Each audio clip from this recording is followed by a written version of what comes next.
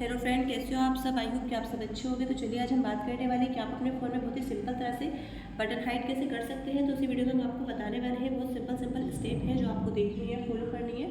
आइए video start करते हैं। आप अपने फ़ोन में बटन हाइड करने के लिए सबसे पहले अपने फ़ोन की सेटिंग को ऑन करेंगे। सेटिंग ऑन करने के बाद में यहाँ से आपको काफ़ी सारे ऑप्शन देखने को मिल जाते हैं, जिसमें से यहाँ से आपको एक ऑप्शन देखने को मिल जाता है सिस्टम का। आपको यहाँ पे सिस्टम पे क्लिक करना है। सिस्टम पे क्लिक करने के बाद में यहाँ से आपको सिस्टम नेविगेशन पे क्लिक करना है। सिस्टम नेविगेशन पे क्लिक करने के बाद में यहाँ से आपको रजिस्टर नेविगेशन पे क्लिक करना है। रजिस्टर नेविगेशन पे क्लिक करने के बाद में आपके फ़ोन के बटन यहाँ से हाइड हो चुके हैं। अगर आपको अपने फ़ोन में बटन वापस लाना है तो आपको 3 बटन नेविगेशन पे क्लिक करना है। यहाँ से आपके फ़ोन के बटन वापस भी आ जाते हैं इस तरह से।